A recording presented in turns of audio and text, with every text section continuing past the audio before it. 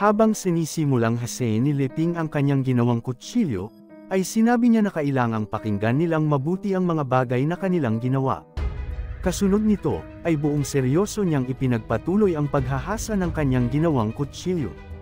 Habang ginagawa niya ito, ay nagsimula itong kuminang hanggang sa tuluyan itong magliwanag ng husto. Habang nakapikit pa rin, ay sinabi niya na tapos na siya sa kanyang obra maestra. Sa kabilang banda, ang Dwarf King, matapos makita ang mga nangyayaring ito, ay inudyukan din ang kanyang anak na tingnan ang mga ginagawa ni Leping. Sa sobrang liwanag naman ng nilikha ni Leping, ay nagsimulang magreklamo ang kanyang anak at sinabi na dahil sa sobrang liwanag, ay wala siyang makita. Sa kabilang banda, ang Dwarf King, dahil sa proteksyon sa kanyang mga mata, ay malinaw na nakita kung ano talaga ang nangyayari. Kasabay nito, ay sinabi niya sa kanyang sarili na sa loob ng 700 taon ng kanyang pagiging isang blacksmith, ay ito ang unang pagkakataon na nakakita siya ng ganitong pangyayari. Dahil sa sandaling iyon, ay nakita niya kung paanong ang isang Diyos ay personal na binasbasan ang nilikha ni Leping. Sa kabilang banda, matapos makita ni Alpha ang nagaganap na ito, ay tinawag niya ang kanyang senior, si Wang Kai, upang patunayan na tama nga ang kanyang sinabi sa kanya may kinalaman sa mga nilikha ni Leping, na iyon ay binasbasan mismo ng mga Diyos. Naisip pa niya na ang mga nilikhang iyon ni Leping ay kayang maka-attract kahit ng mga Diyos mula sa ibang mundo at bigyan ng basbas ang mga ito ng kanilang sariling spiritual consciousness. Samantala, sa sandaling ito, ay nagsimula ng maglakad si Leping patungo sa Dwarf King.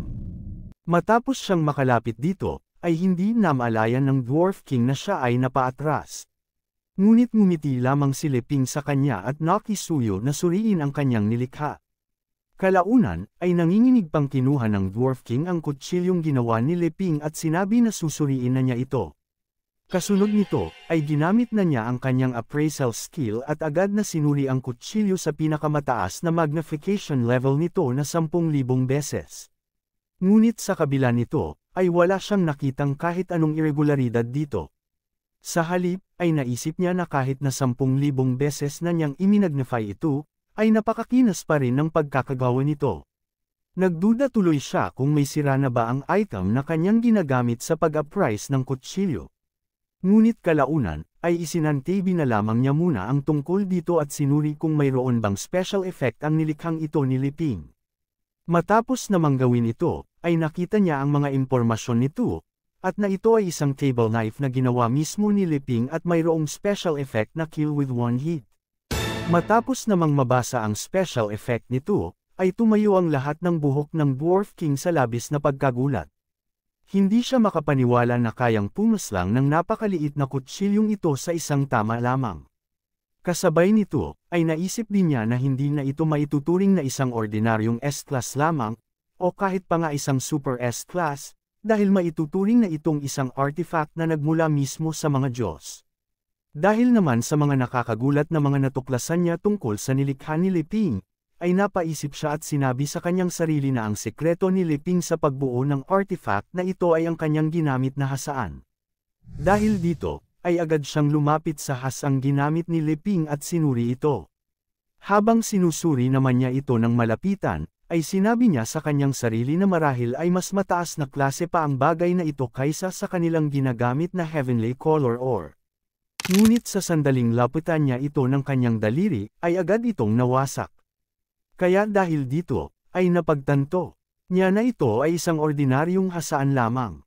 Pagkatapos naman ng pangyayaring iyon, ay napaluhod ang Dwarf King at nagsimulang umiyak, na labis namang ikinagulat ni Leping. Dahil dito, ay nag-aalalang tinanong ni Leping ang Dwarf King kung ano ang nangyayari sa kanya. Maging ang kanyang sariling anak, ay hindi rin makapaniwala sa ikinikilos na ito ng kanyang ama. Sa kabila naman ng mga reaksyon nilang ito, ay hindi sila pinansin ng Dwarf King. Sa halip, ay nagpatuloy pa siya sa pagiyak at tinanong si Leping kung paano siya eksaktong nakalikha ng ganitong artifact. Nakiusap din siya kung maaari ba niyang ibahagi sa kanya ang kanyang mga kaalaman pagdating sa pagpapanday. Hindi naman inaasahan ni Leping ang mga sinabi niyang ito, kaya awkward niyang sinabi na tigilan na ng Dwarf King ang kanyang ginagawang pagbibiro sa kanya.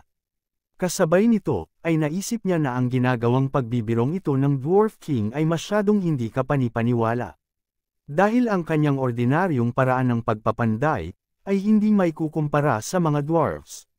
Nang mapansin naman niya na tila seryoso ito sa kanyang mga sinasabi, ay nahihiya niyang sinabi na sa kanyang palagay, ang kanyang kaalaman pagdating sa blacksmith ay masyado pang mababaw.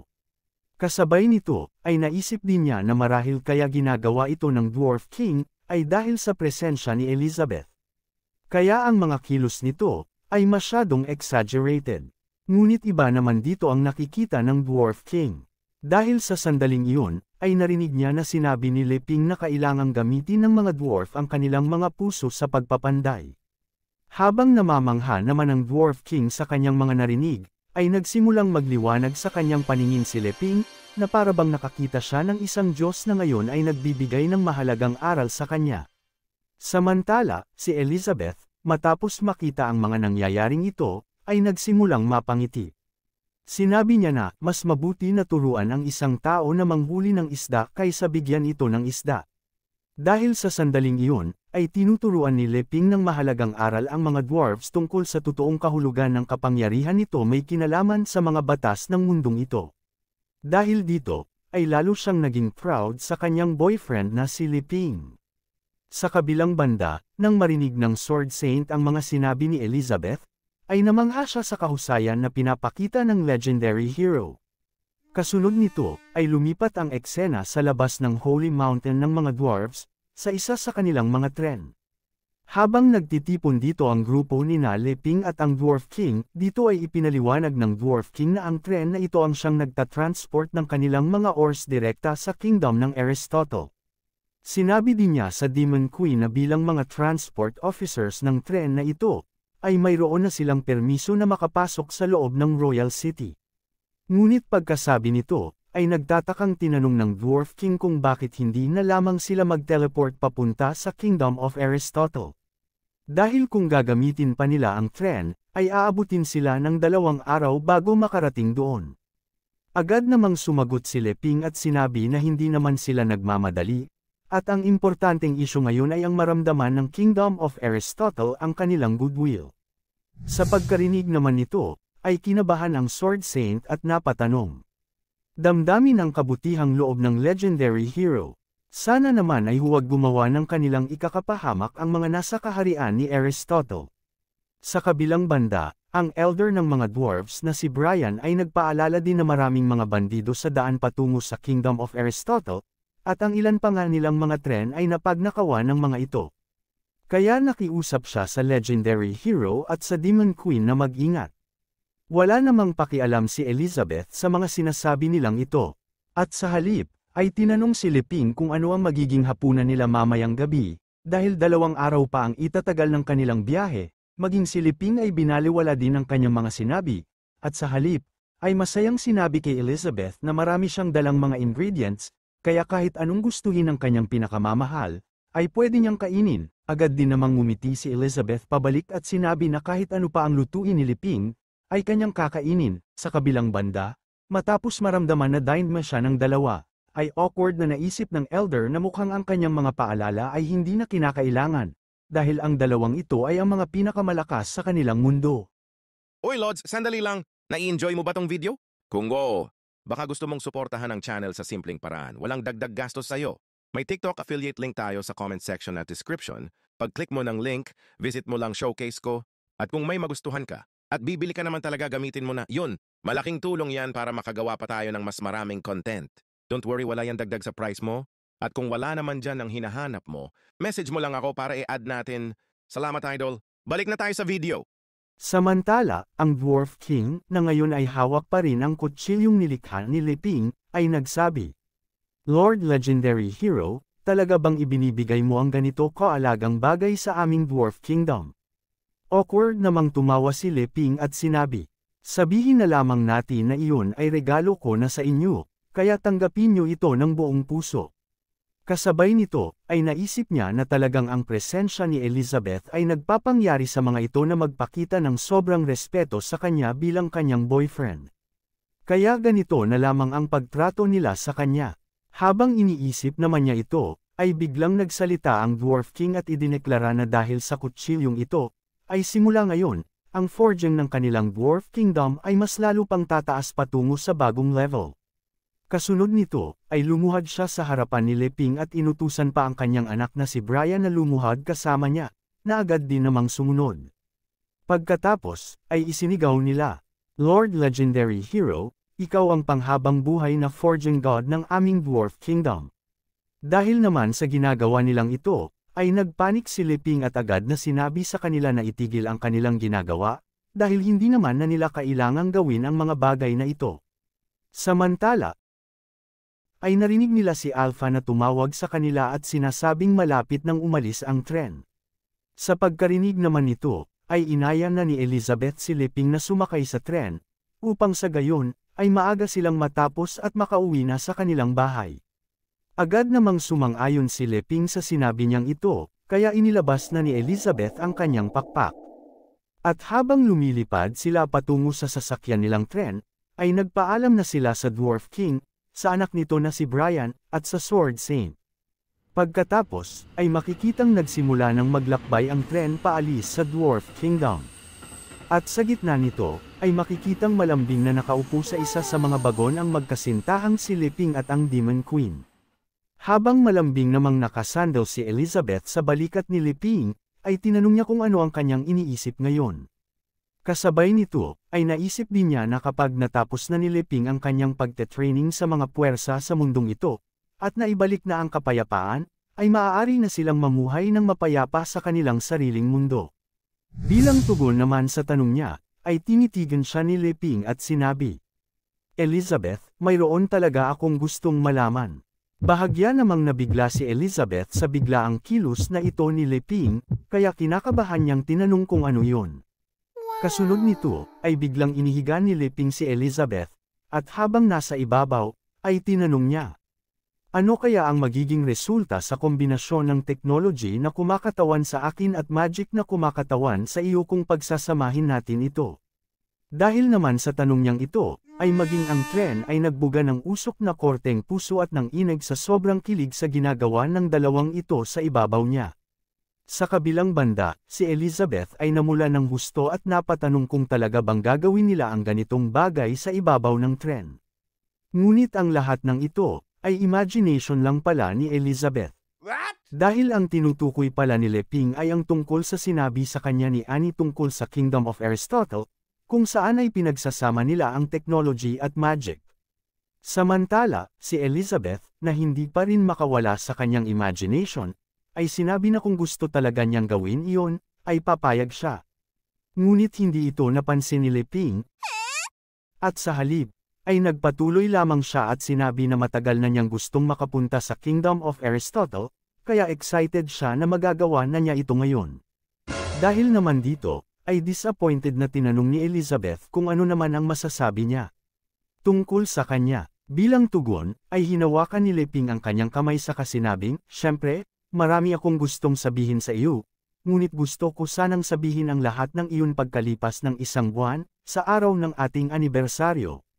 Dahil naman sa narinig na ito, ay napangiti si Elizabeth at hiniling na gusto na niyang marinig ito ngayon. Dahil naman sa hindi kayang tiisin ni Leping si Elizabeth, ay sinabi na niya ng advance ang dapat niyang sabihin. "Gusto ko sanang sa pagtatapos ng ating mga adventure, ay formal kang tanungin, Elizabeth."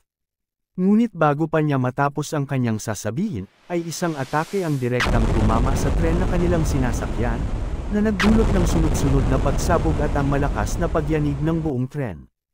Habang naaalog naman ang magkasintahan, ay napatanong si Leping, ano ang nangyayari.